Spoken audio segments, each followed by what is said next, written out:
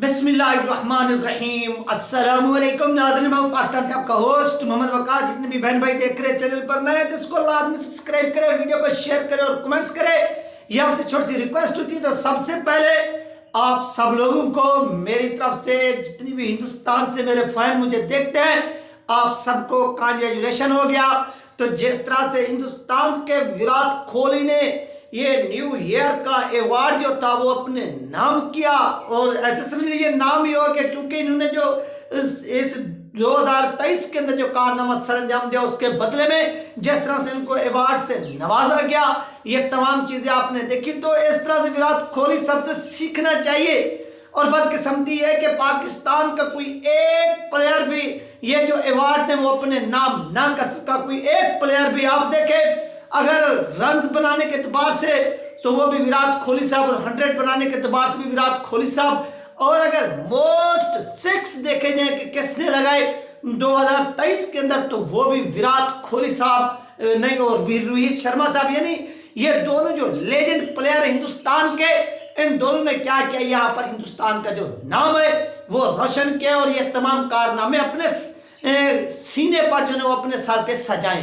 तो यार ये होती है वो गेम है जो हिंदुस्तान के ये प्लेयर सरअंजाम दे रहे हैं और अपने मुल्क का नाम जो है वो रोशन करें। तो इसी तरह से मेरी रिक्वेस्ट होती है तमाम बहन भाइयों के साथ कि आप भी जो है वो इस तरह से कारनामे जो है वो सरअंजाम दे, ताकि लोगों को पता चल सके और लोग इन चीजों को देख सकें और आपके साथ जुड़ सकें। ये वो चीजें होती हैं जो आप लोगों को समझ नहीं आ रही, और पाकिस्तान के अंदर भी टैलेंट की कमी नहीं है।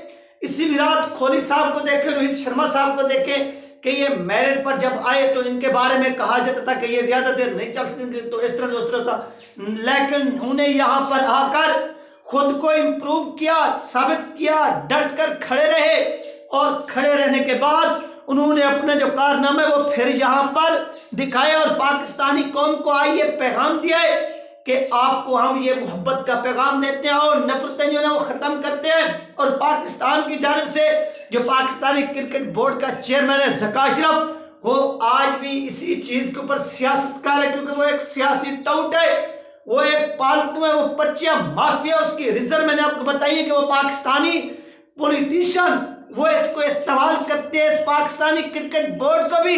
यहाँ पर चाहे नवाज शरीफ की हुकूमत है तो वो जो नजम सेठी है उसको थोप देते हैं पाकिस्तानी क्रिकेट बोर्ड के ऊपर। उसके बाद यहाँ पर पीपल पार्टी की यानी वो वजीर खारजा बिलावल खुसरा जिसको बोलते हैं, अगर उनकी हुकूमत आए तो वो थोप देते हैं अपनी तरफ से किसको, इसी ज़का अशरफ को, उसको उठाकर फेंक देते हैं। और इमरान खान की हुकूमत है तो वो अपने एहसान मानी हो गया, और उसके साथ साथ रमीज राजा हो गया, उसको थोड़ा। रमीज राजा की एक बात याद समझ आती है कि रमीज राजा को अगर पाकिस्तानी क्रिकेट बोर्ड के यहाँ पर चेयरमैन लगाया भी जाता है तो उसकी एक बात मुझे समझ आती है कि वो एक प्लेयर जरूर है, यानी वो एक खिलाड़ी जरूर है। वो 150-200 मैचेस पाकिस्तान की जानिब से खेल चुका है, वो टेस्ट भी खेल चुका है, वो ओडीआई भी खेल चुका है, और उससे तजर्बा भी है, और उसकी जो जिंदगी है वो इस क्रिकेट के एक्सपीरियंस से गुजरी हुई है। तो इस वजह से उसको लगाना मेरिट है। और उसके बाद जितनी भी लगाए गए उससे पहले वो सिफारिश की बुनियाद पर लगाए गए, और उनके नाम से और उनके जरिए फिर पाकिस्तानी क्रिकेट बोर्ड से यहाँ से पैसा कमाया गया, और इन लोगों ने अपनी जेबें भरी, और पाकिस्तान की जो क्रिकेट है वो अरूज की बजाय तनज़ली का शिकार हुई। ये वो मेन रीजन थी, ये वो वजूहात थी। और आज देखिए कि हिंदुस्तान के प्लेयर मोस्ट सिक्सेस हो गए, 100 हो गए, रन्स हो गए, विकेट्स हो गए, ऑल राउंडर के एतबार से आप देख लें, इन तमाम चीजों में हिंदुस्तान के जो बल्लेबाज हैं, जो प्लेयर्स हैं, वो बाजी ले गए, जबकि हमारे एक भी प्लेयर ने जगह नहीं मिली। इस चीज का तो हमें अफसोस होता है कि यार वो हमारा नेबर होकर अगर इतनी आगे प्रोग्रेस करके, तरक्की करके क्रिकेट के अंदर अगर वो अरूज पर जा सकते तो हम लोग क्यों नहीं जा सकते। इसके पीछे तो खोज लगानी पड़ेगी ना। आखिर इसके पीछे ऐसे कौन से अनासर हैं, ऐसे लोग हैं जो इन चीजों को रोकना चाहते हैं, जो पाकिस्तानी क्रिकेट के पीछे पड़े हुए हैं कि किसी भी तरह से क्या है कि पाकिस्तान की जो क्रिकेट है वो तरक्की ना कर सके।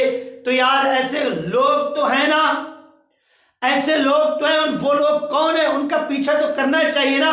उन्हें पकड़ना तो चाहिए, उनसे पूछना भी चाहिए कि आइए यार थोड़ा जवाब दीजिए कि आपको असल में तकलीफ कौन सी है जो आप पाकिस्तानी क्रिकेट को आगे बढ़ने नहीं देते।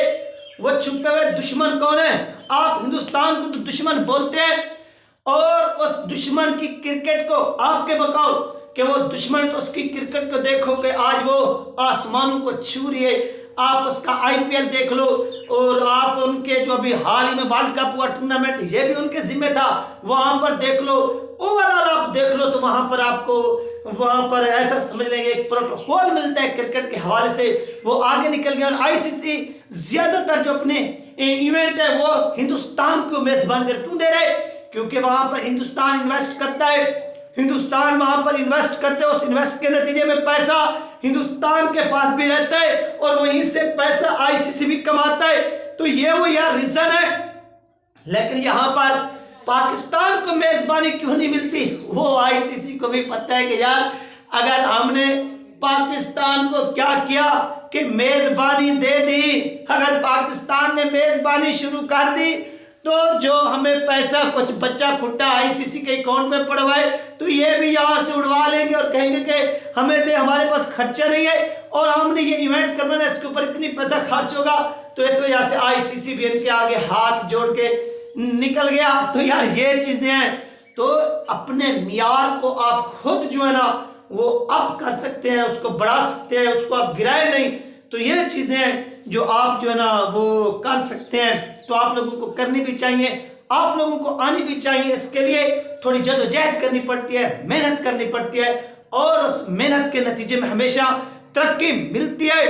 ये नहीं है कि तरक्की नहीं मिलती, हमेशा तरक्की मिलती है और लोग वही तरक्की करते हैं, आगे बढ़ते हैं जो हमेशा मेहनत करते हैं और मेहनत के बलबूते पर आगे बढ़ते हैं। और हमारे यहाँ देख ले, किसी एक प्लेयर ने भी मेरिट की बुनियाद पर कभी नहीं कहा कि यार हमें रिजेक्ट किया गया, हमें एक्सेप्ट किया गया, ये चीजें, बल्कि यहाँ पर जो सिफारिशी होता है उसको नंबर 1 पर बिठा दिया जाता है और जो मेरिट के ऊपर आता है उस बेचारे को आखिरी नंबर पे साइड लाइन लगा दिया जाता है। तो यार ये वो इश्यू है, ये है वो इश्यू जो पाकिस्तान को क्या करे, वीक करे, कमजोर करे, खाता जा रहा है। और हम इसके ऊपर क्या करते हैं, आवाज बुलंद करते हैं। तो हमें कहते हैं कि यार आप ये गलत है। यार गलत हम नहीं करते, ये बोलना हमारा राइट है, आवाज उठाना हमारा राइट है, हम आवाज उठा रहे, आवाज बुलंद करते रहेंगे ताकि आप लोगों के दिमाग में कुछ चीजें बैठ जाएं। और इसी तरह से 2023 गुजर गया, 24 का आगाज है। देखना यह कि पाकिस्तान इसके ऊपर क्या करता है। क्या पाकिस्तान वही गीत गाएगा और हिंदुस्तान को दुश्मन दुश्मन बुला बुलाकर अपनी नाकामियों को छुपा सकेगा? नहीं, इन चीजों का जो ना वो हिसाब इनको देना पड़ेगा। ये दिन अपडेट जो आप लोगों के साथ शेयर की गई, अपना ख्याल की अगर मुझे तो याद रखिएगा। मिलते हैं नेक्स्ट वीडियो में। अल्लाह हाफिज।